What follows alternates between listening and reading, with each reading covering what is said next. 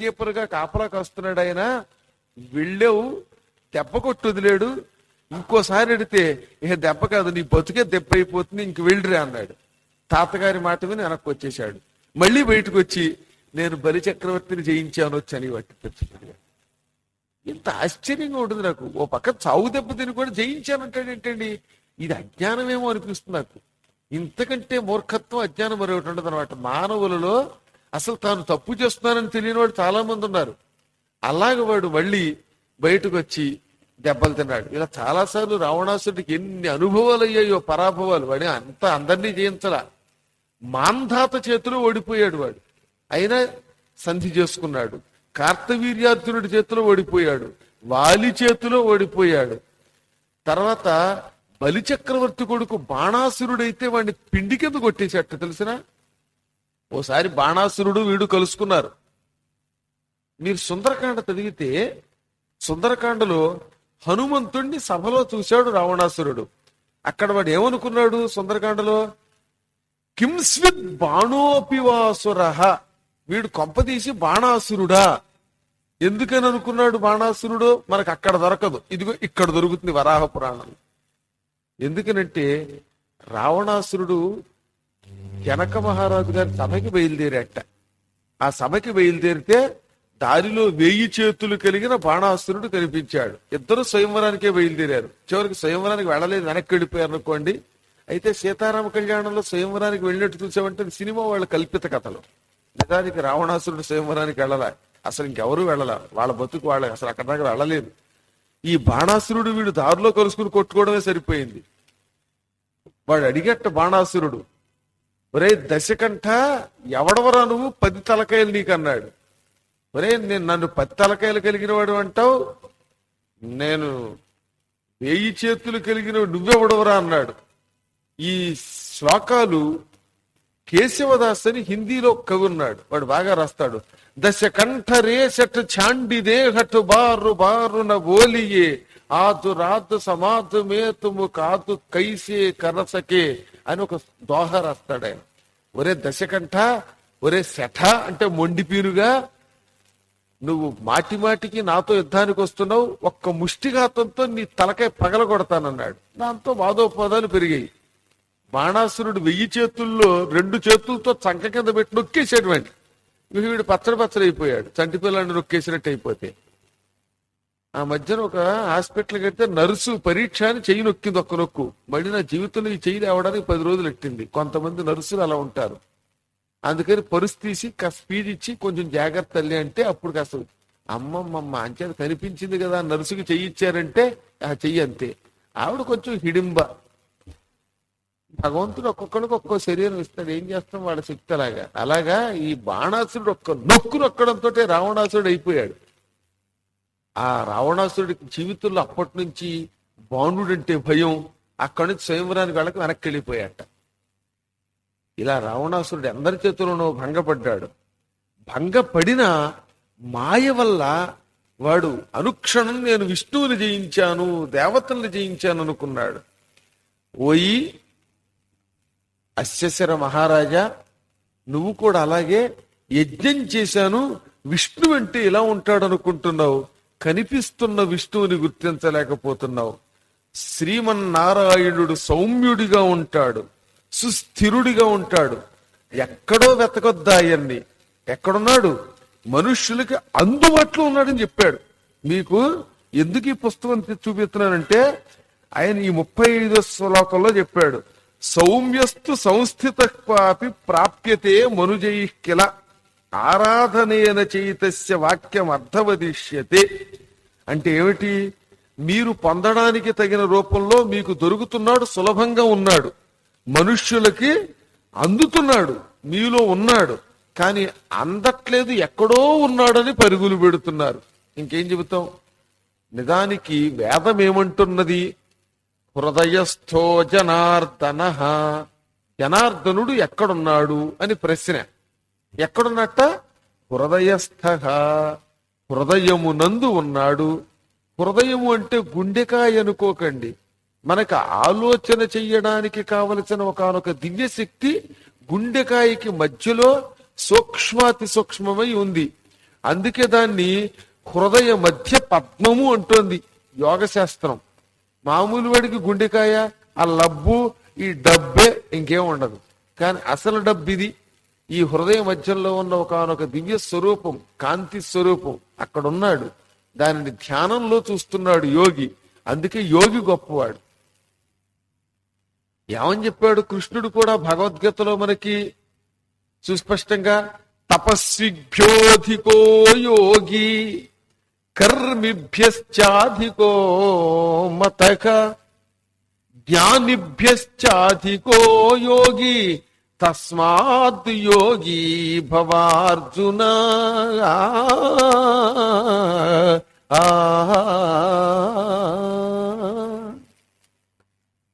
కర్మ చేసేవాడి కంటే యోగి గొప్పవాడు. నిత్యం సత్కర్మాచరణతో గడిపే వాళ్ళందరికంటే యోగి గొప్పవాడు. తపస్సు చేసే వాళ్ళకంటే కూడా యోగి గొప్పవాడు. జ్ఞానుల కంటే యోగాభ్యాసం చేసే యోగి గొప్పవాడు. తస్మాత్ యోగి భవ అర్జున. కాబట్టి యోగివిక. యోగి అంటే ఎవడు? మళ్ళీ అనుమానం. నా పేరు కూడా యోగేనండి, నేనే యోగినా అనొచ్చు. లేదా రోజు మనకు చూపిస్తున్నారుగా, తుత్తు అని ఒక మురళి ఊదేసి నేనే యోగిని అంటాడు ఒకడు. జుట్టు పుచ్చుకుని జాయ్ చక్రాంతక్కని యోగినని కొందరు అంటున్నారు. వీళ్ళందరూ యోగులా అంటే ఆరోగ్యంబు మొట్టమొదటి లక్షణం. ఇది మళ్ళీ స్టార్టింగ్ పాయింట్ అంటే ఎర్లీ స్టేజ్. ఇదేం గొప్ప స్టేజ్ అనుకోకండి. మళ్ళీ నేను చెప్పేదాన్ని ప్రాప్త ఆ యోగారంభుడు యోగాభ్యాసం ప్రారంభించిన కొత్తలో శరీరం ఎలా ఉంటుంది. ఆరోగ్యంబు, ముందు ఆరోగ్యం బాగుపడుతుంది. అనిష్ఠురత్వము, నిష్ఠురత ఉండదు. కఠినంగా ఎవరిని వాడు తిట్టలేడు, బాధ పెట్టలేడు. గురువులు శిష్యుల్ని పరీక్షించడానికి తిట్టడం వేరు, అది వేరే విషయం. కనిపించిన వాడిని ద్వేషించలేడు వాడు, ద్వేషించిన వాడిని కూడా ప్రేమించగలుగుతాడు. అది యోగి లక్షణం. శరీరంలో ఒక రకమైన లావణ్యం, కోమలత్వం వస్తుంది, అది కూడా అనిష్ఠురత్వము. అలౌల్యంబుల్, దేని మీద లౌల్యం ఉండదు. అక్కడ పెట్టింది చక్కెరకి వెళ్ళి అరటి పండేమో, అది నా కోసమేనేమో అని అనిపిస్తే వాడు యోగి కాదు, వాడు భోగి. కొంతకాలానికి అవుతాడు రోగి. కాబట్టి అస్సలు లౌల్యం ఉండదు ఏ వస్తువు మీద. వాడికి పాయసము ఒకటే, కట్టు పొంగలి ఒకటే, కారము ఒకటే, పులుపు ఒకటే, తీపి ఒకటే, లేకపోయినా ఒకటే. ప్రయాణం మధ్యలో ఒక అరగంట ఉప్మా లేట్ అయితే బాలకృష్ణ గారు అరగంట లేట్ అయ్యిందని అనకపోతే యోగి. ఎలాగో పెడతారు, అరగంట ముందే పెడతారు. అయినా ఒక్కొక్కసారి రైల్లో ఏం చేస్తాం మరి, 1 గంటకి రైలు వెళ్ళాలి నాగపూరు, హాట్ గా ప్యాకెట్లు వస్తాయి. ఈ లోపు అరగంట అనుకున్న రైలు 1 గంటన్నరకు వెళ్ళింది. ఈ అరగంటలో గింజుకుంటే రైలు ఎడుతుందా? వెళ్ళదు. ఈ లోపు రెచ్చిపోయాడంటే అప్పుడు వాడు యోగి ఎలా అవుతాడు? కాబట్టి లౌల్యము లేకుండా, లౌల్యం అంటే లోలత్వము, ఇది కావాలి అని ఇంద్రియము కోరిందంటే, ఇంద్రియము తోసిన వస్తువుని, అది ఆహారమో ఇంకో వస్తువో ఏదైనా కోరిందంటే అది లౌల్యం, అది ఉండదు. వపుఃకాంతియున్, శరీరమునకు కాంతి ఉంటుంది. ఒక రకమైన కాంతి. కాంతి కనపడదు అందరికి. అందరూ కాంతి అంటే వెనకాతలో ఫ్లాష్ లైట్ పెట్టుకోమని కదా అక్కడ అర్థం.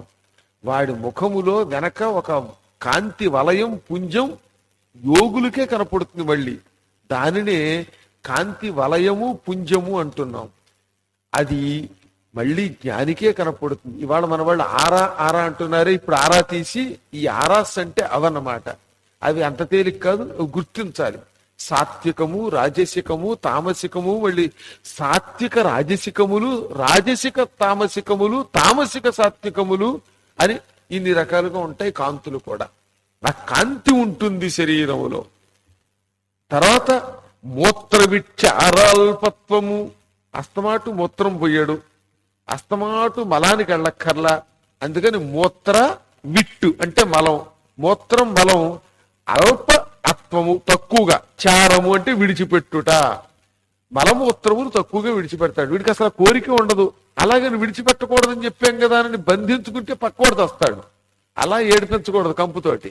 అది రాకుండా ఉంటుంది వాడికి ఆరోగ్యం ఉంటే. ఆపై వాడు ఏం చేస్తాట, క్రమక్రమంగా ఆహారాన్ని జయిస్తాట. ఆహారం, నిద్ర తగ్గిపోతాయట. 1 గంట నిద్రపోయినా చాలు చాలా తమాషా అయిపోతుంది. వాడికి ఎక్కడెక్కడ ఏం జరుగుతున్నాయో తెలుస్తుంది. విభూతులు వస్తూ ఉంటాయి. ఇది ఏమిటిట? ప్రాప్త యోగారంభుండుగు వానికి ప్రథమ చిహ్నంబుల్ నరేంద్రోత్తమ అన్నాడు. ఆశ్చర్యం. యోగాభ్యాసం ప్రారంభించిన కొత్తల్లో అంతో ఇంతో యోగశక్తి వస్తే ఇవి మొదటి లక్షణములు. మొదటి లక్షణములకి ఇంత శక్తి ఉంటే వీడు నిజంగా యోగి అయితే అంత స్థాయికి వెళ్ళిపోతాడు. మన దగ్గర 4 రోజులు యోగాభ్యాసం చేసి ఆరోగ్యం సంపాదిస్తే నేనే యోగిని అంటున్నాం మనం. ఇది యోగాభ్యాసం అంటున్నాం. నిజంగా ఇవాళ యోగాభ్యాసం చేసే వాళ్ళకి ఇందులో 1/4 వంతు కూడా తెలియదు. తెలుసు అనుకుంటే అది భ్రమ, ఇంకేమీ లేదు. మహాభ్రమ, మోసం. ఆ 1/4 వంతు నేర్చుకుని కొన్ని కోట్లు సంపాదిస్తున్నారట మన వాళ్ళు. కలియుగంలో ఇలా సంపాదిస్తారని కూడా చెప్పించాడు. ఎప్పుడో చెప్పాడు కపిలుడు, మనం చూస్తూనే ఉన్నాం. అదొక విచిత్రం. అయినా పర్వాలా, ఈ మాత్రం యోగశక్తి ఇస్తున్నాడుగా వాడు. సంపాదన కోసమైనా వాడు యోగత్వంలోకి అడుగు పెట్టాడు గనక అది వాడిని క్రమంగా ఎప్పుడో ఒకప్పుడు జ్ఞానంలోకి తీసుకెడుతుంది. ప్రారంభంలో లోపాలు ఎవరిలోనైనా ఉంటాయి. ఒక కార్యక్రమం మొదలు పెట్టినప్పుడు మొదట్లో దుర్మార్గుడైనా ఆ దుర్మార్గత్వం పోయి సన్మార్గత్వం వస్తుంది. అసలంటూ మార్గంలోకి అడుగు పెడితే. అసలు మార్గంలోకి అడుగు పెట్టినటువంటి వాడు ఏం చేస్తాడు? బాగు చేయలేడుగా నాయన. అందుకని అటువంటి యోగేశ్వరేశ్వరుడైన పరమాత్ముణ్ణి గుర్తించు. అది ఆయన ఆరాధించడం వల్ల ఏమవుతుందంటే వాక్కు అర్థవంతం అవుతుంది. అంటే ఆయన మాట అన్నాడంటే ఆ మాటకి అర్థం వస్తుంది. ఆయన ఏమంటే అది నిజం అవుతుంది. మామూలు వాడైతే అర్థం వెతుక్కుని ఈ అర్థం వస్తుందా లేదా అని శబ్ద ప్రయోగం చేయాలి. కానీ భగవద్భక్తుడైన నారాయణ భక్తుడైన వాడు ఏం మాట్లాడితే దానికి అర్థం వస్తుందిట. వాడంటే అయిపోతుంది అనమాట. అంత గొప్పది అయిపోతుంది. అంత ఆశ్చర్యంగా ఉంటుంది. తెలుసో తెలియకో వాడు అన్నాడంటే అది నిజమే. అదేగా తెలుసో తెలియకో నోట్లోంచి శ్లోకం వచ్చింది వాల్మీకి. అదొక గొప్ప శ్లోకం అయిపోయింది. ఈ సృష్టిలో మళ్ళీ అటువంటి శ్లోకం లేదు. ఆది కావ్యంతో పోల్చదగిన కావ్యం మళ్ళీ పొట్టే లేదు. అంత కావ్యమే అయిపోయింది ఏకంగా. మామూలుగా మా నిషాద ప్రతిష్టాం త్వం అగమ శాశ్వతీ సమహ యత్క్రౌంచ మిథునాదేకం అవధీహి కామమోహితం అన్నాడు. వాల్మీకి మహర్షి ఒకనాడు సరయూ నది దగ్గరికి వెళ్ళాడు. తమసా నది దగ్గరికి. తమసా నది సరయూ నదిలో కలుస్తుంది. ఈ తమసా సరయూ కలిసి గంగలో కలుస్తాయి. ఇవన్నీ గంగకు ఉపనదులు. ఆ తమసా నదిలో స్నానానికి వెడుతున్నప్పుడు ఆయన చూస్తూ ఉండగా ఒక బోయవాడు, ఒక కిరాతకుడు, 2వ యముడిలో ఉన్నాడు. ఒక బాణంతో క్రౌంచ పక్షులు ఆడామగ కలిసి తిరుగుతూ ఉంటే మగ పక్షిని కొట్టేశాడు. కొట్టగానే అది కింద పడి కీచు కీచుమని చచ్చిపోగానే ఆ బాధ తట్టుకోలేక ఆయన ఏమన్నాడు? ఒరి కిరాతక నిషాద అంటే బోయవాడా, నువ్వు ఎక్కువ కాలం కీర్తి పొందకుండా ఉందువుగాక, అపఖ్యాతి పొంది నశించిపోదువుగాక అన్నమాట. ఎందుకంటే కామమోహితమైన పక్షుల జంటలో మగ పక్షిని పడగొట్టి ఆడపక్షికి వియోగం కలిగించావు, నువ్వు నాశనం అయిపోతావు అని వచ్చింది. దెబ్బతో బోయవాడు చచ్చి కింద పడ్డాడు. ఆ శ్లోకానికి ఇదేంట్రా ఈ శ్లోకం వచ్చిందని బాధపడుతూ ఉంటే బ్రహ్మగారు వచ్చి ఈ శ్లోకం మాటలా, దీంట్లో అంతరార్థం ఉందిరా. మా నిషాద అంటే లక్ష్మీ వల్లభ. మా అంటే లక్ష్మి కదా, అందుకే మాధవ అంటే విష్ణుమూర్తి అని. మా నిషాద అంటే ఓ లక్ష్మీ వల్లభ అగమ శాశ్వతీ సమహ ప్రతిష్టాం త్వం, నువ్వు భూమి ఉన్నంతకాలం 1000 సంవత్సరాలు కీర్తి పొందుదువుగాక. ఎవడో నల్ల కళ్ళదోడు పీరుగా దొంగ పీరుగా ఒకడు రాముడు లేడు రామసేతు లేడు అనొచ్చుగాక, అయినా నీ కీర్తి నీదే, నిన్నెవడు ఆపలేడు, నీ కావ్యం శాశ్వతమే. ఎందుకని అంటే క్రౌంచ మిథునాత్, రాక్షసుల జంటలో కామమోహితుడైనటువంటి రావణాసురుణ్ణి, వాడి వల్ల లోకానికి నష్టం కనుక అవధీహి చంపావు. కామస్వరూపుడు రావణుడు అంటేనే కాముకుడు కదా, నువ్వు వాడిని చంపావు. వాడిని చంపి లోకాన్ని నిష్కంటకం చేశావు. ఆ పుణ్యం వల్ల, రావణ వధ వల్ల నీ చరిత్ర శాశ్వతం అయిపోగాక అన్నాడు. అంతరార్థం రెండోది ఇది. అసలు శ్లోకార్థం తెలియకుండా చూడండి. ఆయన అన్నదేమిటి? ఆ శాపం అనుకుంటే అదొక గొప్ప కావ్యం అయిపోయింది. అందుకే ఆయన పౌలస్త్యవధమేతశ్చ అని చెప్పాడు. రామాయణం అంటే ఏమిటి? రామాయణం అంటే ఇది రాముడి కథ అనుకుంటున్నారేమో, ఇది రాముడి కథ ఒకటి కాదు, అసలు నా దృష్టి అంతా సీత మీద ఉంది. సీతాయా చరితం మహత్తు, ఇది గొప్పదైన సీతాదేవి చరిత్ర. పౌలస్త్య వధ అంటే రావణాసురుడి వధ. ఎక్కడ రావణ వధ ఉందో, ఎక్కడ సీతా చరిత్ర ఉందో అది రామాయణం తప్ప తక్కింది కాదు, అవి రెండూ లేకపోతే అని చెప్పుకున్నాడు మళ్ళీ స్పెషల్ గా ఈ శ్లోకం గురించి చెప్పుకొని. ఆయన అన్నదానికి అర్థం వచ్చింది. మహానుభావులు అందుకే వాళ్ళు దీవనే పొందాలి, మనం కోపం తెప్పించకూడదు. వాడికి వాక్కు శక్తివంతంగా ఉంటుంది. రోజు పురాణాలు చెప్పగా చెప్పగా జపాలు చేయగా చేయగా వాడు ఏదంటే అది అయిపోతుంది. దానినే వాక్శుద్ధి అంటారు. చాలా జాగ్రత్తగా ఉండాలి. ఇదిగో అటువంటి వాక్శుద్ధి, అర్థవంతమైన వాక్కు నారాయణ ఆరాధన వల్ల వస్తుంది. ఈ జగత్తుకి పరమాత్మ శరీరంలో ఉన్నాడు, అన్ని శరీరాలలో ఉన్నాడు. భక్తితో కొలిచిన వాళ్ళందరినీ మనం చూడొచ్చు. అసలు కొలిచే వాళ్ళందరిలో భగవంతుడే కనపడతాట. మీరందరూ ఒకసారి మీ వెనక్కి దృష్టి పెట్టి చూడండి. ఒకసారి నేను చెప్పినట్టు ఒకసారి వెనక్కి తిప్పండి శరీరం, అలా చూడండి ఒకసారి ఆ భక్తుల్ని. నేను చెప్పినట్టు చేయండి ఒకసారి, మళ్ళీ ఇలా వెనక్కి రండి యథాప్రకారంగా అందరు భక్తుల్ని. ఈ వింటున్న వాళ్ళల్లో ఎవడో ఒక్కడైనా లగ్నం చేసి వింటే అందులో నారాయణుడుండి అదృశ్య రూపంలో విని చెప్పలేవట, ఆ క్షణమే వాళ్ళని అనుగ్రహిస్తాట. అది ఇందులో చెప్పాడు. అందుకనే సామూహికంగా వినాలి అని చెప్పడంలో రహస్యం అది. అందుకే బయట కూర్చున్న వాళ్ళు కూడా, నేను అప్పుడప్పుడు బయట కూర్చుంటే బాగుంటుంది నిజంగా దోమల కంటే, కానీ లోపల కూర్చోవడం వల్ల వచ్చే లాభం అది. ఇక్కడ ఏమంటున్నాడంటే స్వదేహే దృశ్యతే భక్త్యా. ఎన్నో శ్లోకం ఇది? 36వ శ్లోకం. మీ శరీరాలలో ఉన్నాడు. ఈ శ్రద్ధతో ఈ పురాణం వినేవాళ్ళ శరీరాల్లో ఉన్నాడు. ఒక్కొక్కప్పుడు మనకంటే పక్కవాడు శ్రద్ధగా వినొచ్చు సురాత, అప్పుడు వాడిలో విష్ణువు ఉంటాడు, అప్పుడు అతడే విష్ణువు అయిపోతాడు. అప్పుడు ఆయనకేసి అలా చూస్తే భక్తుడికేసి తన్మయత్వంతో మనం కూడా విష్ణువుని పొందవచ్చు. ఆయన ఒక చోట లేడు, నైకస్థానగతస్తు సహా. విష్ణు అంటే గుళ్ళో ఒక చోటే ఉన్నాడు అనుకోకండి, విష్ణు అంటే వైకుంఠంలోనే ఉన్నాడు అనుకోకు రాజా. మేము విష్ణు స్వరూపులమే. నేను కపిల మహర్షిని, అమ్మకి సాంఖ్యయోగం చెప్పడానికి పుట్టా. నాకు సమస్త రూపాలు ఉన్నాయి. నేను నీకు విశ్వాసం కలగడానికి చూపిస్తే కూడా నీలో ఇంకా జ్ఞానం లేకపోవటం వల్ల నేను యజ్ఞాలు చేశాను, నేను దక్షిణలు ఇచ్చాను, నేను గొప్పవాడిని, గొప్ప కార్యాలు చేశాను, నా అంతటి వాడు లేడనే అహంకారం నీలో ఉండడం వల్ల, ఆ అహంకారం వల్లే నీకు ఇంకా విష్ణు స్వరూపం అర్థం కావడంలా. రాజా, నీ దేహం నేను, నీ మంత్రులు నేను, ఈ సేవకులు నేను, ఈ సమూహం నేను, సమస్తం నేను అని అంతటా ఉన్నాను అని చెప్పాడు. ఇంతకంటే తేలిగ్గా ఎవరు చెప్పగలుగుతారు? విష్ణువు కాబట్టి చెప్పాడు. కపిలుడు సాంఖ్యయోగంలో ఇది కూడా ఒక భాగం. విష్ణు అంటే చివరికి ఇప్పటిక సర్వాంతర్యామి, వ్యాపకశీలుడు. ఆ నారాయణుణ్ణి నువ్వు భక్తితో శ్రద్ధతో పూజించు. ఆయన భౌతికమైన ఉపచారములకి సంతోషిస్తాడు, ఆంతరిక ఉపచారాలకి సంతోషిస్తాడు. బాహ్యంగా ఎలా పూజించాలి అంటే పుష్పోపహారై ధూపైశ్చ బ్రాహ్మణానాంచ తర్పణై పరిపూర్ణేన భావేన స్మరనారాయణం గురుం. నిండు మనస్సుతో ఆ నారాయణుణ్ణి గురువుగా భావించి, గురువులో నారాయణుణ్ణి చూసి పువ్వులు అర్పించడం, ధూపం, దీపం, అంబికా దర్బార్బతి వెలిగించమని చెప్పారు అక్కడ కూడా, చదరని ధ్యానం చేయడం, ఇవన్నీ చెయ్యాలి. ఇందులో ఒక్కొక్క దానివల్ల ఒక్కొక్క లాభం. పుణ్యో గంధక, గంధం ఎందుకు ఇవ్వాలి అంటే గంధం వల్ల పాపం నశించి పుణ్యం వస్తుంది. గంధం అంటే వాసన, మనకి పాత వాసనలు ఉన్నాయి. గంధం అరగదీసి గంధం ఇస్తే ఈ పాత వాసనలు పోయి పుణ్యం వస్తుంది. అందుకే పుణ్యం కోసం గంధం ఇవ్వాలి. ధూపం ఎందుకు ఇవ్వాలి? ధూపాదైశ్వర్యం, ధూపం వల్ల ఐశ్వర్యం, డబ్బు వస్తుంది, ఈశ్వర లక్షణములు వస్తాయి. ఈశ్వరుడి యొక్క లక్షణమే ఐశ్వర్యం అని చెప్పాగా. ఇక్కడ ఒక గొప్ప కథ ఉందండి.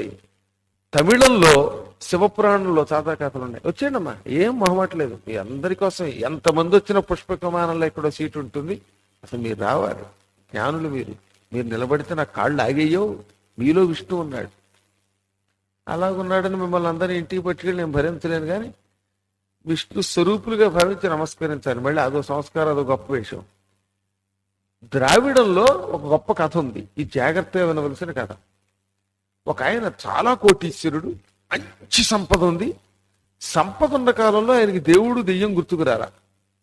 ఇష్టం వచ్చినట్టు లెక్క లేకుండా నాతో గొప్పవాడు అనుకున్నాడు. మనం చూస్తూనే ఉంటాం కొంతమందిని, బాగా సంపాదిస్తారు, మంచి వ్యాపారం ఉంటుంది, అప్పుడు దేవుడు గుర్తుకురాడు, అంత క్షవరం అయ్యాక గుర్తుకొస్తాడు. ఎక్కువ మంది నా శిష్యులు కొంతమంది, గురువు గారు ఆ రోజుల్లో మీరు పరిచయం అయితే పీఠానికి 10 లక్షలు ఇచ్చిన నిమిషంలో కట్టేద్దాం అండి. నిజానికి నేను పరిచయం అవ్వకపోవడం అప్పుడు దొంగనాటకం, అప్పుడు ఎవరు క్షవరం అయ్యాక అప్పుడు వివరం తెలిసి నేను గుర్తుకొస్తా. ఇప్పుడు గుర్తుకొచ్చేది వాడి దగ్గర లేదట. ఇప్పుడు ఈ లేదనే ఆయుధం అప్పుడు ఉండి అదొక ఆయుధం. అలాగే పాపం ఈయన డబ్బు ఏమి మంచి కార్యానికి వినియోగించలా. అప్పుడు పద్మాగర్ గారు లేదు, ఇంకో చత్మాగర్ గారు లేదు. అనుకోకుండా వ్యాపారం దివాళా ఎత్తింది. ఆ బట్టల వ్యాపారం అంతా పాడైపోయిందట. బట్టల వ్యాపారంలో అద్భుతమైన వ్యాపారం చేసేటాడు ఆ రోజుల్లో. పాపం కొన్ని వేల కోట్ల సంవత్సరాల క్రితం తెగ సంపాదించేట. అంత క్షవరం అయిపోయించే వరకు ఏదో ఓ చిన్నపాటి కొంప పాతకాలపు గుడిసి మిగిలింది. అది కూడా అదృష్టం ఏంటంటే ఆ గుడిసి ఒకటి ఎందుకో పెళ్ళాం పేరు మీద పెట్టాడు ఆయన, అది మిగిలింది. అప్పులు వాళ్ళు అన్ని పట్టుకుపోయారు. ఇంక ఇప్పుడు మనశ్శాంతి లేదు, మొత్తం డబ్బు పోయింది. ఎలా ఎలా బతకడం అనుకుంటూ ఉంటే ఊళ్ళో నాబోటివాడు ఎవడో పురాణం చెబుతున్నాడని తెలిసింది. ఈ పురాణానికి వెళ్ళాడు. ఆ పురాణంలో చెప్పేట అర్చకుడు ఆ రోజున పౌరాణికుడు, ధూపాదైశ్వర్యం, డబ్బు పోయినా పర్వాలేదు కానీ ధూప ఇస్తే భగవంతుడికి డబ్బు వస్తుంది, డబ్బు వస్తుంది, డబ్బు వస్తుంది అని ప్రామాణికంగా శ్లోకాలు చూపించాడు వేదం. ఈయన ఇంటికి వచ్చేసాడు. పరమాత్ముడి మీద భక్తి బాగా కుదిరింది. ధూపం ఇస్తే ఐశ్వర్యం వస్తున్నాడు. ఐశ్వర్యం ఎలా ఉన్నా నేను కొన్ని పాపాలు చేసి చేతులారా భ్రష్టుండయ్యా, ఇప్పుడు పుణ్యం సంపాదించాలి, భగవంతుడికి ధూపం ఇవ్వాలనుకున్నాడు. ఇంట్లో అంతో ఎంతో చిన్నో చెత్తకో మిగిలిన వస్తువులన్నీ రహస్యంగా పెళ్ళానికి తెలిస్తే తిడుతుందని తెలియకుండా అమ్మేసి ధూపం ఇవ్వడం మొదలెట్టాడు. ఇలా ఉండగా ఒక రోజున భార్య, ఏమయ్యా పురాణాల మీద పడ్డావు, ఉన్న రోజుల్లో డబ్బు తగలేసావు, ఇప్పుడు మన ఇద్దరం మిగిలాం, మన మొహం చూసేవాడు ఒక్కడున్నాడా, ఆలోచించవు దారిద్ర్యం పోవడానికి. ఇంకా నా దగ్గర మంగళసూత్రం ఉన్న గొలుసు ఒక్కటి మిగిలింది, ఈ సూత్రానికి ఉన్న ఈ 2 కూడా మంగళాలు సూత్రాలు మాత్రం ఒక పసుపు తాడులో కట్టుకుంటాను, గొలుసు నీ చేతిలో పెడతాను, ఆ గొలుసు అమ్మి మళ్ళీ పులుసులో పారేయకుండా ఆ డబ్బెట్టి వ్యాపారం చేయి, ఏమో డబ్బు వస్తుంది, మళ్ళీ బతకచ్చు, అమ్మి తీసుకురా డబ్బు అంది.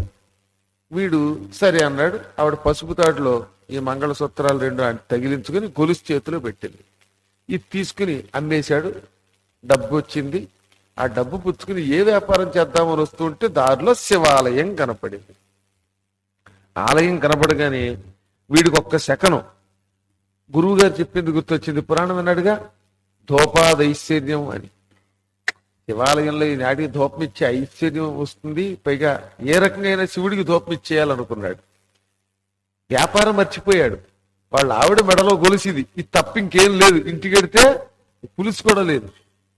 అయినా సరే మర్చిపోయాడు. తమ్మయత్వం వచ్చేసింది, కొంత మార్పు. అది మొత్తం డబ్బు పెట్టి ధూప్ స్టిక్స్ కొనేసాడు. ఏకంగా సాంబ్రాణి ధూప్ స్టిక్స్ తెగ కొనేశాడు. ఇవన్నీ కొనేసి పట్టుకుపోయి ఆ శివాలయం అర్చకుడిని తలుపేయొద్దు, ఒక్క నిమిషం ఆగన్నాడు. తలుపేసేస్తున్నాడు ఈయన వెళ్ళేసరికి. ఇవన్నీ పట్టుకుపోయి మొత్తం వెలిగించి పారేశాడు.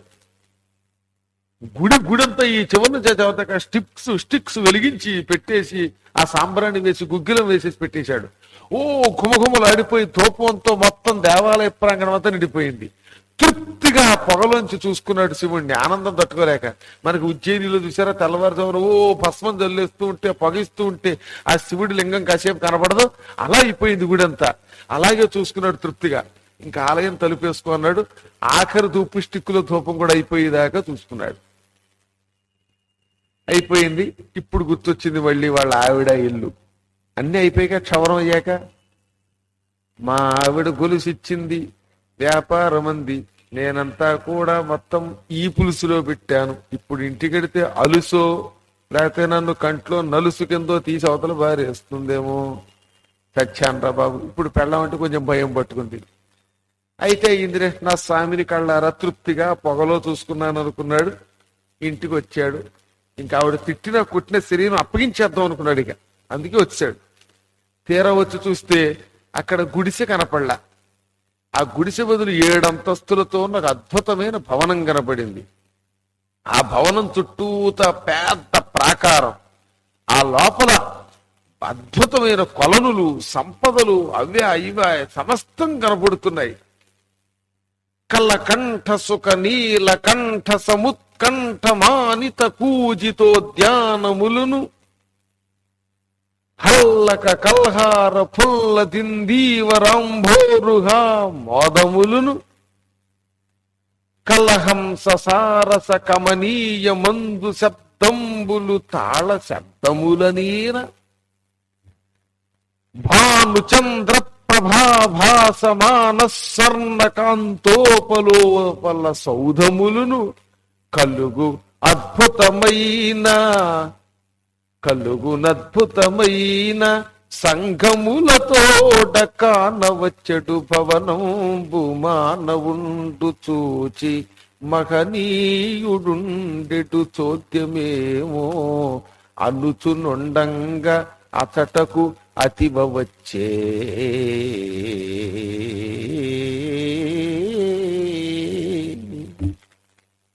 సూర్యుణ్ణి చంద్రుణ్ణి తాకుతోందా అన్నంత ఎత్తుగా ఉంది భవనం. ఆ భవనం అంతా బంగారపు కాంతులతో ఉన్నది. లోపల ప్రాకారాలలో హంసలు, సారస పక్షులు కూతలు కూస్తున్న దిగుడు బావులు, చెరువులున్నాయి, తోటలున్నాయి, దాసీజనమున్నారు. ఏ వైపు చూచినా అందరూ ఆభరణాలతోటే ఉన్నారు. అన్ని ఐశ్వర్యాలు, నవనిధులు ఉన్నాయి. అటువంటి మహా సౌందర్యంతో కూడిన భవనం చూచి ఏ మహానుభావుడి భవనమో. నేను ఈ ధూపం ఎక్కువ ఇవ్వడం వల్ల పీల్చి పీల్చి కొంచెం క్రాక్ ఇచ్చిందేమో బుర్రా. ఎందుకంటే మా గుడిసెకి అన్ని క్రాక్సే. ఇక్కడ బిల్డింగ్ ఉంది. ఏమిటిది, ఏ మహనీయుడి భవనమో. నా గుడిసె ఏమైందని వెతుకుతున్నాడు. ఎంతలో అందులో నుంచి ఒక సుందరీమణి దాసదాసీ జనం వస్తూ ఉండగా బంగారపు పళ్ళెం పుచ్చుకుని బయటకు వచ్చింది, హారతి పుచ్చుకుని. గైకోన్న విహారతి గౌరీదేవి అంటూ ఈయనకి మంగళహారతి ఇస్తూ ఉంటే ఈయన అన్నాడు, తప్పమ్మా తప్పు, పరస్త్రీవి, పరపురుషుడికి హారతి ఇవ్వడం ఏమిటి అన్నాడు. మీ మొహం నేనండి అంది. ఈ గొంతు ఎక్కడో విన్నట్టుంది. ఈ మీ మొహంని మా ఆవిడ తప్ప ఎవరు అనరు నన్ను. మా ఆవిడ గొంతులో ఉంది కానీ మా ఆవిడేమో దెయ్యంలో ఉంటుంది, ఈవిడ కొంచెం దేవతలో ఉంది. ఈ నగలు ఏమిటి, ఈ బట్టలు ఏమిటి అనుకుని ఏకాదిగా చూశాడు. అమ్మా, నీ రూపం చూస్తే దేవతలా మహాలక్ష్మిలో ఉన్నావు, నీ గొంతు చూస్తే మా ఆవిడ తంతు గుర్తొస్తోంది, ఇంతకీ నువ్వు ఎవరో తల్లి అన్నాడు. మళ్ళీ తల్లి అంటారండి, నేనేనండి అంది. ఓహో, ఇంత మృదువుగా మాట్లాడేది మా ఆవిడే అనుకుని ఇదేమిటి రూపం అన్నాడు. అదేమిటో తెలియదండి, ఒక 1 అవర్ బ్యాక్ హఠాత్తుగా గుడిసి మాయమైపోయింది, ఈ భవనం వచ్చింది, సంపదలు వచ్చాయి, ఎవరిచ్చారో తెలియదు, అంతా మాయ అంది. అప్పుడు గుర్తుకొచ్చింది, పౌరాణికుడు ధూపంలో బాగా భగవంతుడిని చూస్తే ఐశ్వర్యం అన్నాడు. ధూపాద ఐశ్వర్యం, మా ఆవిడ గొలుసమ్మిన డమ్ము మూఢభక్తితో నేను తీసుకెళ్లి వెలిగించాను, ఈ మూర్ఖుణ్ణి అజ్ఞానిని క్షమించి ఐశ్వర్యం ఇచ్చాడు, ఇది కదా భగవత్కరుణ అన్నాడు. 12 మంది ద్రావిడ ప్రబంధకులను ఉంటారు. మీకు ఎప్పుడైనా ఇలాంటి తమిళం కథలు కావాలంటే ఒక ఆయన ఉన్నాడు, నాకు శిష్యుడు, ఆయన తంగళమూడిలో ఉంటాడు. ఈ కథలన్నీ మీకు భాష తమిళం వచ్చినవాడు, తెలుగులో నా చేత దగ్గరుండి చెప్పించి అనువాదం కూడా చేయించుకున్నాడు. అద్భుతమైన కథలు. అసలు ధూపం వల్ల ఎంత లాభం వస్తుందంటే నేను ఎప్పుడు మన వాళ్ళకి చెప్పలేదు, కానీ అంబికా వాళ్ళకి అసలు ఇది అసలు శ్లోకంగా పెట్టుకుని దీని మీద ఒక మంచి డాక్యుమెంట్ తీయచ్చు అనమాట. ధూపాదైశ్వర్యం. ఈ కథను క్లుప్తంగా 2 నిమిషాల్లో చూపించవచ్చు. దౌర్భాగ్యుడు ఒకడు ఇదో గుళ్ళో వెలిగించాడు, గుడిసిపోయింది, ఐశ్వర్యం వచ్చింది. అంత గొప్ప కథలు ఎన్నో ఉన్నాయి పురాణాల్లో. నమ్మాలి మనం. నేను చెప్పాను, ఇదేదో మళ్ళీ అరకొరగా నమ్మకండి, నిజంగా నమ్మండి శుభ్రంగా. లేకపోతే మళ్ళీ సగం సగం నమ్మి తీరా వెలిగించాక ఈ దిక్మాల పద్మాకర్ గారు ఉన్న గొలుసు కూడా పాడు చేశాడు అని ఆడవకూడదు. ఆ నమ్మకం ఉండాలి. అంత కఠోరమైన, దృఢమైన, అచంచలమైన, మొక్కవు అని విశ్వాసం కలిగిన వాడికి ధూపం ఇస్తే ఐశ్వర్యం వస్తుంది, సందేహం లేదు. అందుకని ఏం చెప్పారు ఇక్కడ, పుష్పోపహారై, తర్వాత పుష్పములు ఇచ్చిన తర్వాత ధూపైశ్చ, ధూపములతో పూజించవలెను. బ్రాహ్మణానాంచ తర్పణై, బ్రహ్మజ్ఞానం కలిగిన వాళ్ళకి తర్పణం ఇవ్వాలి, వాళ్ళని దానాలతో సంతోష పెట్టాలి. ఇప్పటికి కూడా అమాయకంగా మా నాన్నగారు చచ్చిపోయి చాలా కాలం అయింది కదండి, మా తాతగారు పోయి యుగాలు గడిచింది కదండి, వాళ్ళు ఇంకో జన్మ ఎత్తరా, మోక్షం పొందరా, కుక్క జన్మో నక్క జన్మో నల్లి జన్మ ఎత్తారేమో, ఇంకో జన్మ మంచి జన్మ ఎత్తారేమో, లేకపోతే ఏకంగా వైకుంఠానికి వెళ్ళారేమో, ఎందుకు పిండం పెట్టాలి అని అడుగుతూ ఉంటారు. పిండం పెట్టేది వాళ్ళకు కాదు, చాలాసార్లు చెప్పినా మీరు వినడం లేదు. మీరు వింటారు, మీరంటే వీరని కాదు, మీలాంటి జ్ఞానుల గురించి కాదు, ఆ బయట కొంతమంది ఉన్నారు ఇంకా, వాళ్ళ కోసం. మనం పెట్టే పిండం పితృదేవతల కోసం. పితృలోకమున ఒక లోకం ఉన్నది, ఆ లోకానికి కూడా యముడు అధిపతి. సరిగ్గా నరకానికి పక్కనే ఉంటుంది ఆ పితృలోకం. వాళ్ళు మన వంశం రక్షిస్తారు. మన పితృదేవతలు తరించిన అక్కడున్న శాశ్వతమైన పితృదేవతల కోసం ఈ ముగ్గురి పేరు పెట్టి చెబుతున్నాం. ఇవాళ మన ఇంట్లో ఒక శ్రాద్ధం పెట్టాం, తండ్రి తాత ముత్తాత పేర్లు చెబుతున్నాం.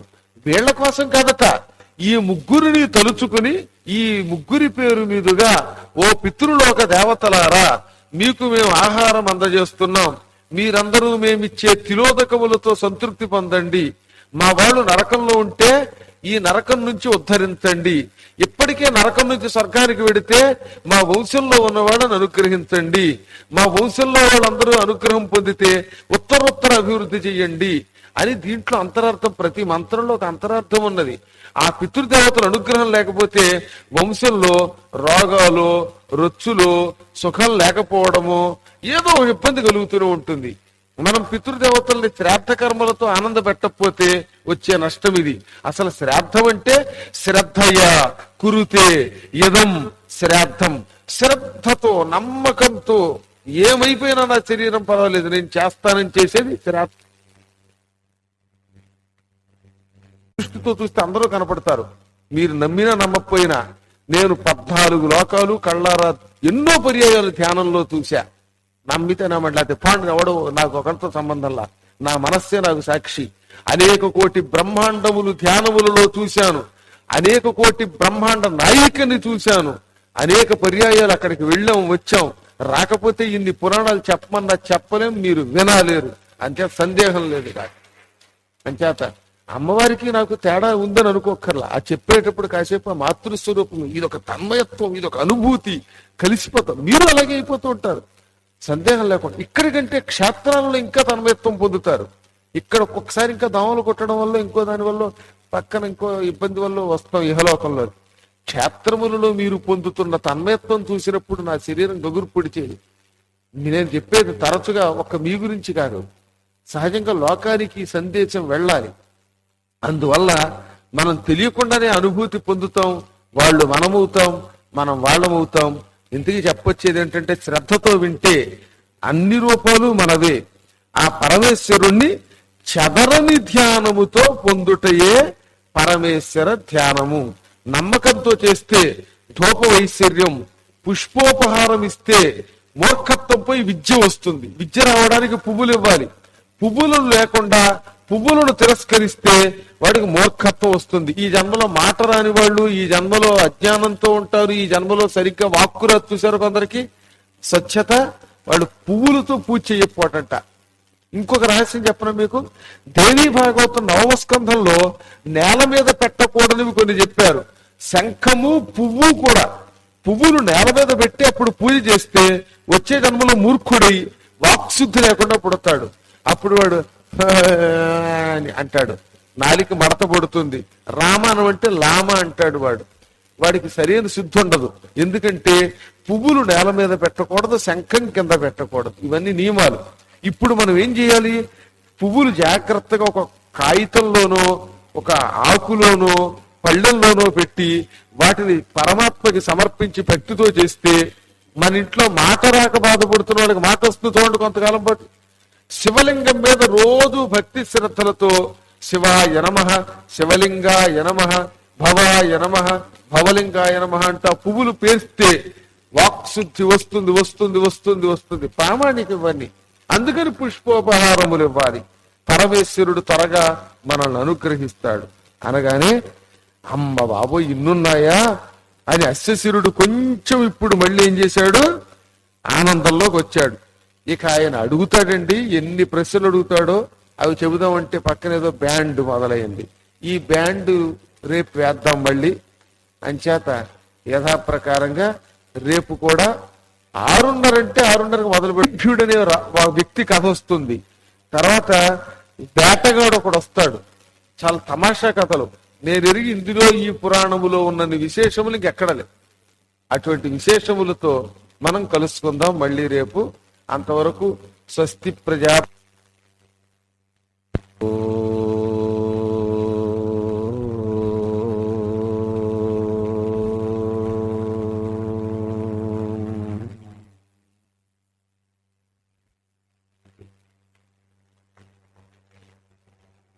వరాహ పురాణంలోని మరికొన్ని పవిత్ర కథల్ని మనం చెప్పుకుంటున్నాం. అందులో భాగంగా నిన్న మనం అశ్వేశ్వర మహారాజు గారి చరిత్ర చెప్పుకుంటున్నాం. శ్రీమన్నారాయణుడు ఎలా ఉంటాడో ఏమిటో ఆయన నిజానికి పురాణాల్లో విన్నదాన్ని బట్టి కపిల మహర్షి, జైగీషవ్య మహర్షి ఎదురుగుండా కనపడితే కూడా నువ్వు నిజంగా నారాయణుడివా, నారాయణుడు ఇలా ఉంటాడని ప్రశ్నించాడు. ఆయన ఏ రూపం అడిగితే ఆ రూపాన్ని ఆ ఋషులు చూపించారు. అయినా ఆయన ఇంకా ఏమన్నాడు, మహాత్ములారా నాకు ఒక అనుమానం, సందేహం వచ్చినప్పుడు అది వెంటనే తీర్చుకోవాలి. నేను సంసార భ్రమలో ఉండడం వల్ల అయితేనేం, బాగా చదువుకోవడం వల్ల అయితేనేం, విష్ణువు అంటే ఇలా ఉంటాడని ఒక ఊహ, ప్రారంభ కాలంలో మీలా పరీక్షిస్తాడనే ఊహ నాకు రాలేదు. అలాంటి భ్రమలు తొలగి సంసారం నుంచి విముక్తి పొందాలంటే ఏం చెయ్యాలి? ఏనచ్చిన్నేన జాయేత మమ సంసార విచ్యుతి.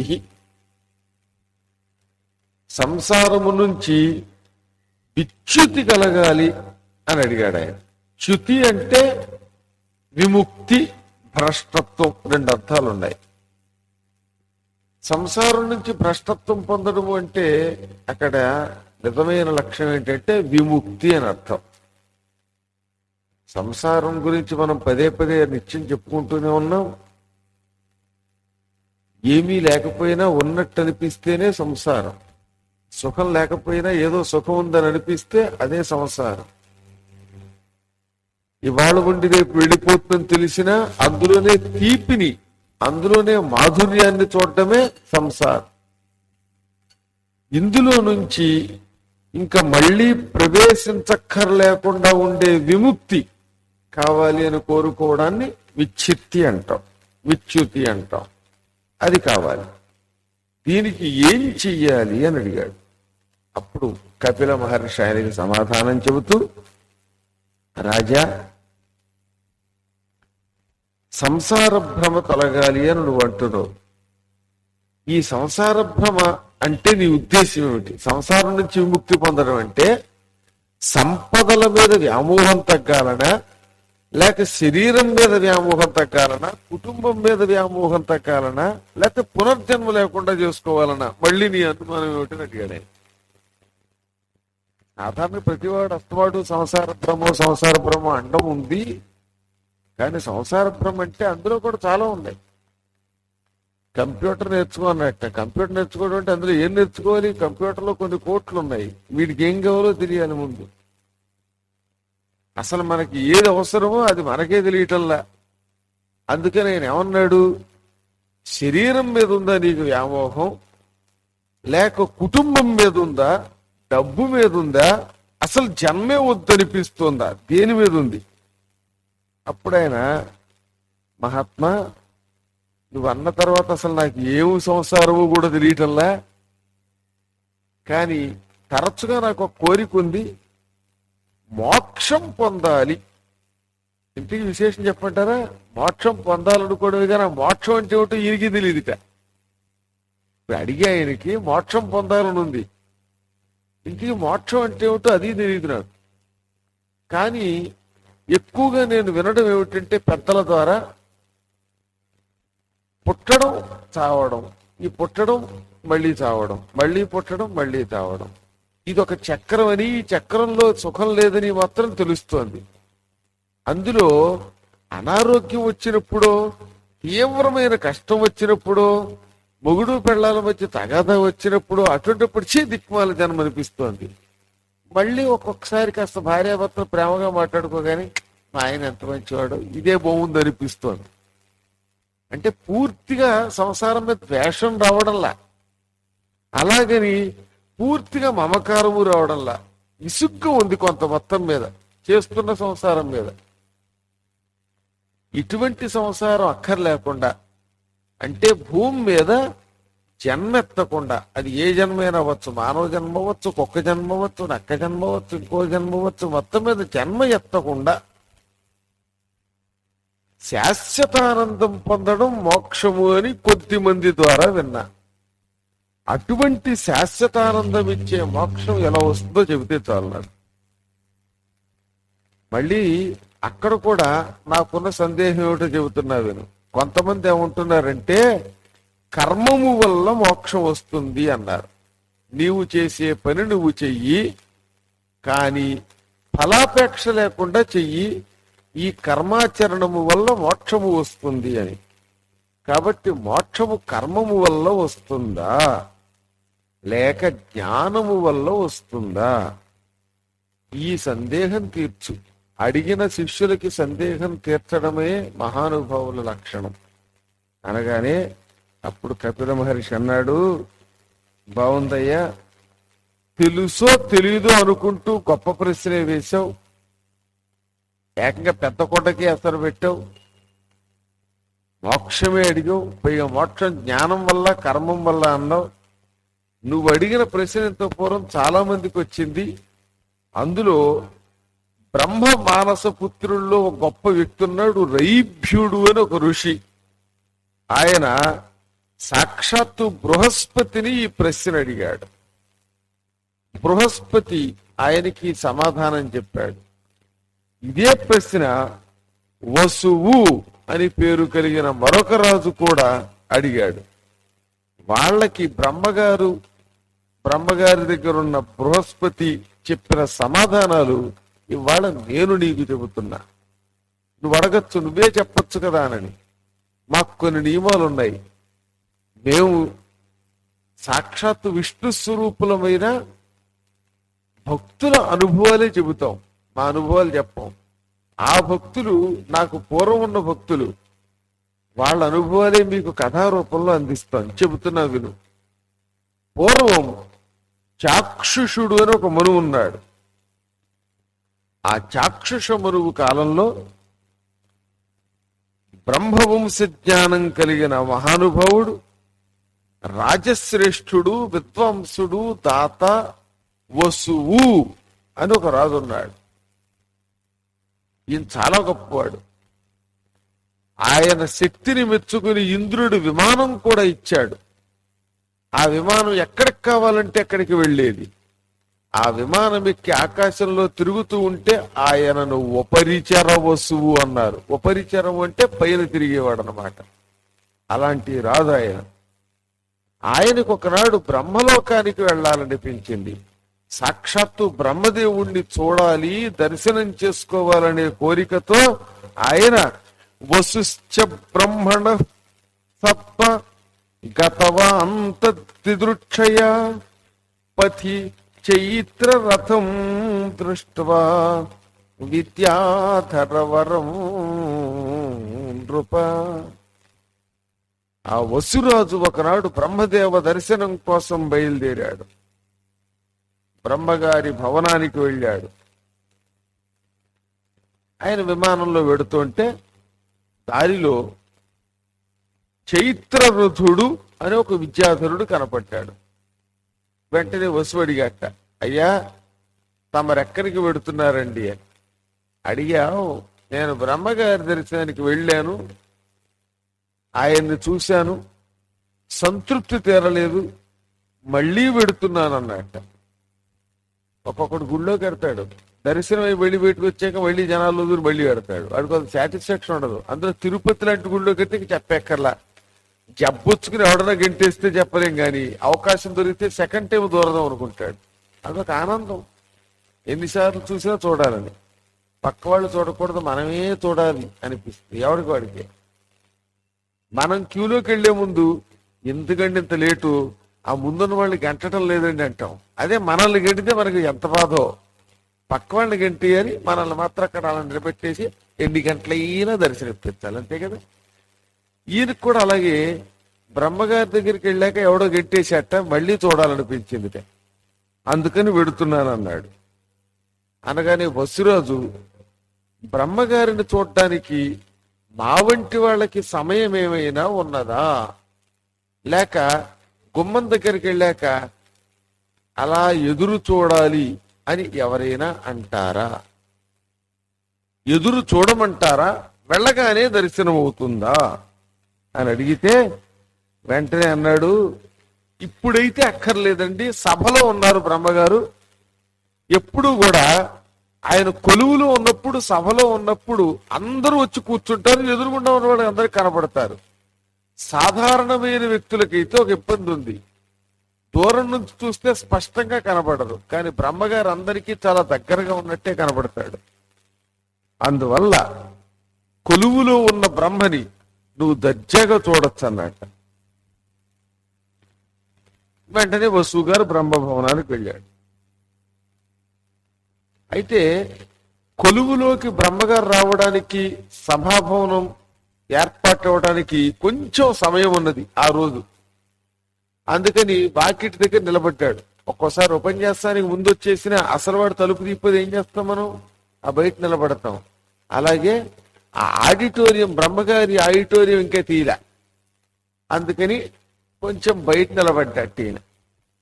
సరిగ్గా ఆ సమయానికి రైభ్యుడు అని పేరు కలిగిన ఒక మహాతపస్వి వచ్చాడు. ఈయన అడిగాడు, ఏం స్వామి మీరు కూడా బ్రహ్మగారి దర్శనానికి వచ్చారా అన్నాడు.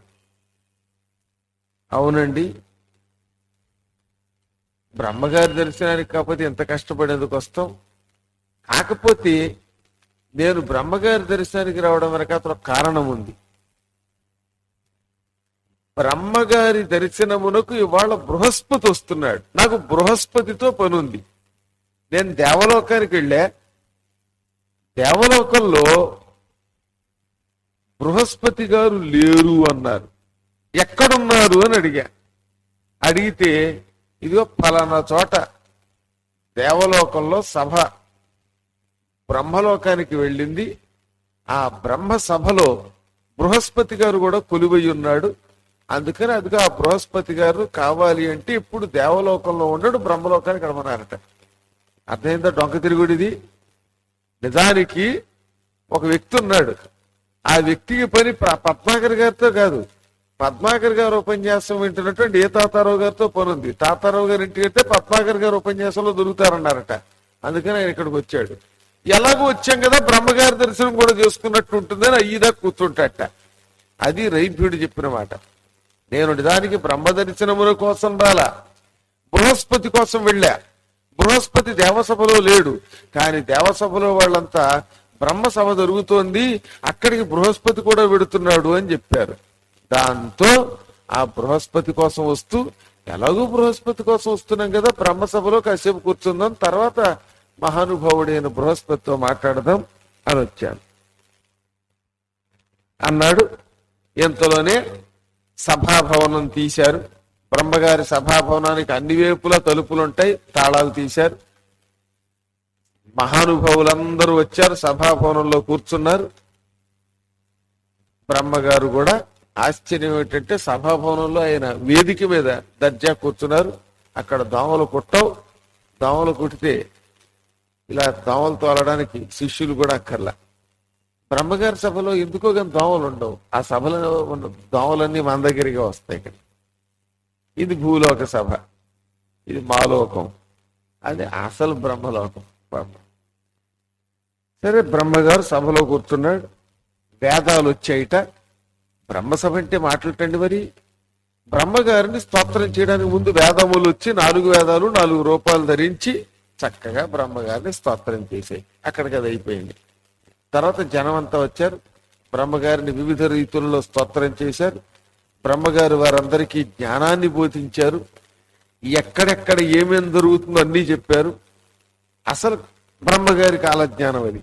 ఇప్పుడు కలియుగంలో బ్రహ్మం గారి కాలజ్ఞానం కూడా మనం అప్పుడప్పుడు వీలున్నప్పుడు చెప్పుకుంటామే. అప్పుడు ఆ ఒరిజినల్ బ్రహ్మగారు కూడా కాలజ్ఞానం చెప్పారు. కాలజ్ఞానం ఇవన్నీ మాట్లాడండి బాబు, చాలా ఆశ్చర్యకరమైన విషయాలు ఉంటాయి. భవిష్య పురాణం అనగా కాలజ్ఞానం అనగా ఇవన్నీ చాలా చాలా గొప్ప విషయాలు. ఆనాడు వాళ్ళ అదృష్టం దేవతలది. సరాసరి బ్రహ్మగారు చెప్పేశాడు. ఆ బ్రహ్మగారి సభ ముగిసింది. వచ్చిన వాళ్ళంతా సభలోంచి బయటకు వస్తున్నారు. అక్కడ బృహస్పతిని పట్టుకున్నాడు రైభ్యుడు. వెంటనే వసువు గారు కూడా, రైభ్య నువ్వు బృహస్పతిని ఏవో అడుగుతావు, అటువంటిప్పుడు అవేమిటో నువ్వేం అడుగుతావో ఆయన ఏం సమాధానం చెబుతాడో తెలుసుకోవాలని నాకు కోరికగా ఉంది, నేను కూడా నీతో ఉంటానన్నట్ట. ఓ ఉండమన్నాడు ఆయన. బృహస్పతి అన్నాడు, ఇద్దరూ కలిసి వస్తూ ఉంటే మీకు నాతో ఏదైనా పనుంటే మా ఇంటికే వెడదాం, ఇలా దారిలో కలుసుకున్నప్పుడు మాట్లాడుకోవడం అంత న్యాయం కాదు అన్నట్ట. సరేనన్నారు. అందరూ కలిసి సంవిధం కృత్వా అంటే బృహస్పతిని కలుసుకోవడానికి ఈ రైభ్యుడు ఈ వసువు ఇద్దరు కలిసి అందరూ కలిసి భవనానికి వెళ్ళారు. రైభ్య ఆంగిరసో రాజా వసుశ్చోపవివేశ ఉపవిష్టేషు రాజేంద్ర తేషు తేష్వపి సోబ్రవీత్. ఈ రైభ్యుడు బృహస్పతి వసురాజు కూర్చున్నారు. బృహస్పతి గారు కొంచెం గురుస్థానం కాబట్టి గురువుగా కూర్చున్నారు. కుడి పాదం దగ్గర రాజుగారు కూర్చున్నారు, ఎడమ పాదం దగ్గర రైభ్యుడు కూర్చున్నారు. ఎంతైనా మహారాజు గారు కదా, టీవీ కొంచెం కుడికాల దగ్గరే కూర్చున్నాడు. బట్ ఎడం కాలం ఒక్కడం దగ్గర పరమానంద శిష్యుల ఈ కాలం నాది ఆ కాలం నాది కొట్టుకోకుండా వాళ్ళు ఒక డెసిషన్కి వచ్చారు. కూర్చున్న తర్వాత అప్పుడు బృహస్పతి రైభ్యుడిని అడిగాడు, రైభ్యా నీ మనస్సులో ఏదో సందేహం పెట్టుకునే వచ్చావు, దారిలో కనపడ్డాం కాబట్టి అడగడం కాదు, ఇక్కడికి రమ్మన్నాను నేను.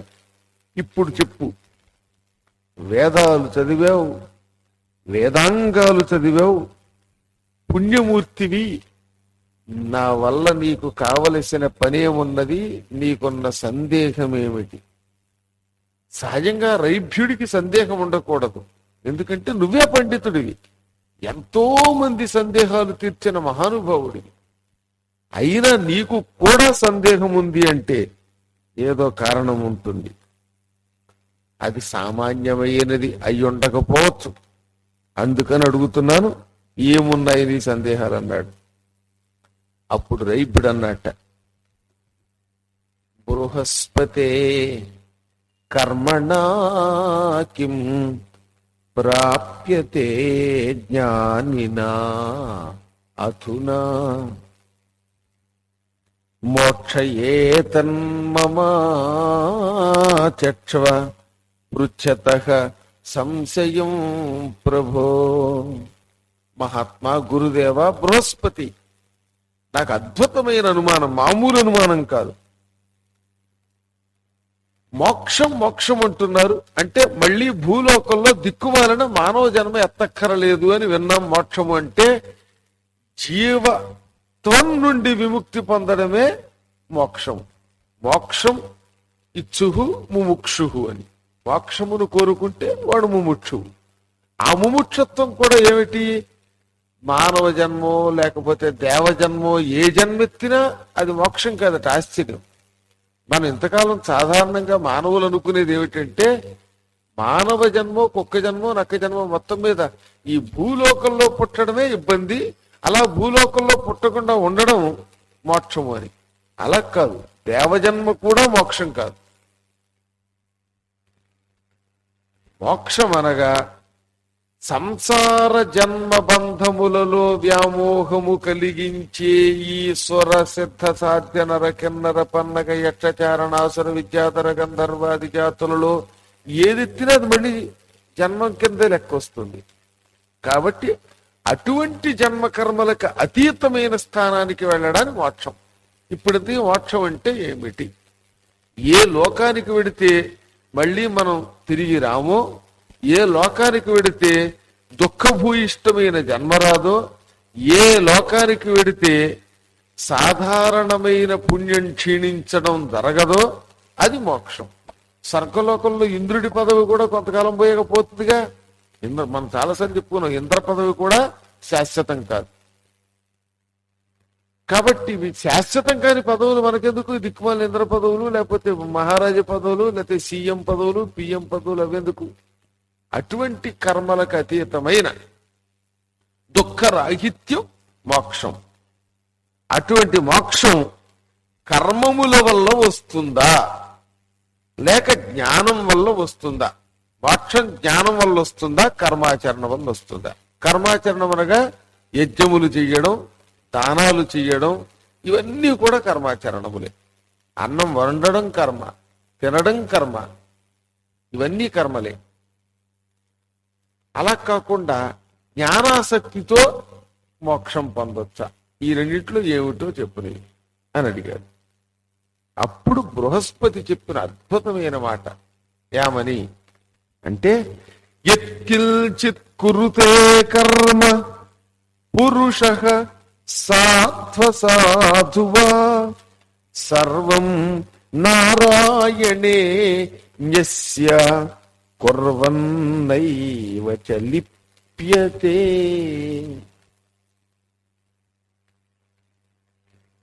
అద్భుతమైన ప్రశ్న వేశావయ్యా రైభ్య. నీవు వేసిన ప్రశ్న సామాన్యమైన ప్రశ్న కాదు, ఎంతో జ్ఞానం కలిగిన వాళ్ళు వేసే ప్రశ్న.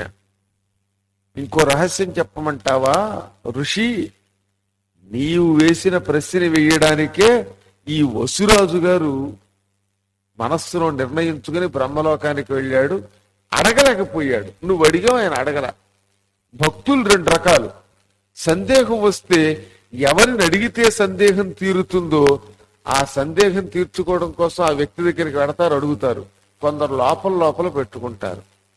ఈ సందేహం ఇంకా చాలా మందిలో ఉంటుంది. అలాంటి అనేక దివ్య సందేహములు నీవడగబట్టి లోకానికి తెలుస్తున్నాయి. ఇప్పుడు చెబుతున్నా విను. మోక్షం కర్మ వల్ల వస్తుంది, జ్ఞానం వల్ల వస్తుంది అన్నాడు. కర్మ వల్ల వస్తుంది, జ్ఞానం వల్ల వస్తుంది. ఇదేం సాక్ష్యం అయ్యా? లేనిపోయిన సాక్ష్యం.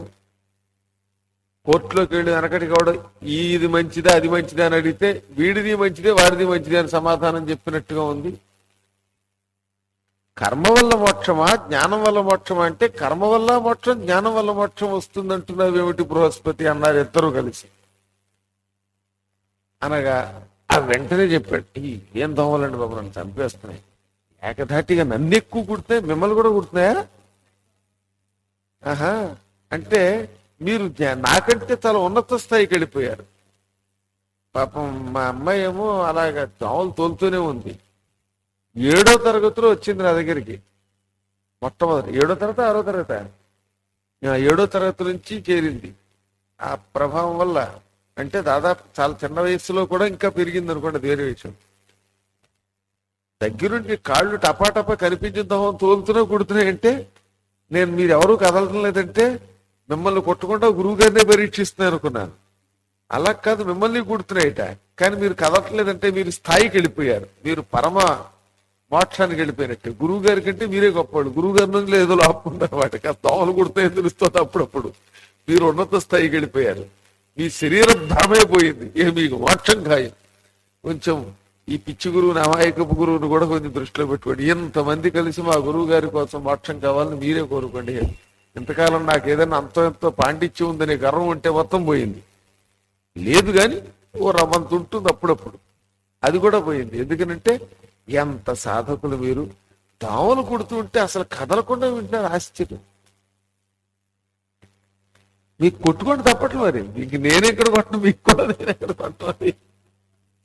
సందేహం లేకుండా మీకు నాకు నమ్మకం ఏంటంటే నాకంటే నా శిష్యులు చాలా గొప్పవాళ్ళు. పురాణం వినే భక్తుల్ని నేను శాస్త్రరీత్యా వినేవాడు శిష్యులు, చెప్పేవాడు గురువు అన్నారు తప్ప నా దృష్టిలో మీరు పరమ గురువులు. ఒక్కోసారి మిమ్మల్ని చూస్తే ఎంత ఆనందం కలుగుతుందంటే వేళకి అన్నం తినో తినకో పరిగెత్తుకునో ఇంకో రకంగానో వచ్చేస్తూ ఉంటారు. మీ అందరి యొక్క ధార్మిక చింతన వల్ల మీరందరూ పరమ గురువులు అన్నమాట. కళ్ళు చెమరుస్తాయి, ఆనందం కలుగుతుంది. మిమ్మల్ని చూస్తే నాకు అమ్మవారిని చూసినట్టు అనిపిస్తుంది అనమాట నా భావన. ఎదురుగుండా ఒక్కొక్కప్పుడు మామూలుగా అయితే అసలు మీరు ఎవరున్నారో ఏముంది ఇక్కడ ఏం తెలియదు నాకు. అప్పుడప్పుడు ఒక్కోసారి చూస్తూ ఉంటే ఆ జగన్మాత ఇన్ని రూపాల్లో దర్శనమిస్తోంది. ఈ జగన్మాతే ఈ రూపంలో ఉంది, ఆ రూపంలో ఉంది, చెప్పించి వినిపిస్తోంది అనిపిస్తుంది అనమాట. అటువంటి మీ అందరికీ కూడా అమ్మ అనుగ్రహంతో శ్రీ కైవల్య పదం లభించుగాక. ఇప్పుడు ఎందుకు చెప్పాడంటే కర్మ వల్ల జ్ఞానం వల్ల రెండింటి వల్ల మోక్షం వస్తుంది, రెండూ గొప్పవి అనగానే రెండూ గొప్ప ఎలా అవుతాయి అని అడిగితే అప్పుడు సమాధానం చెప్పాడు. యత్కించిత్ కురుతే కర్మ పురుషు సాత్వసాధువ సర్వం నారాయణే న్యస్య కుర్వన్నైవచ లిప్యతే.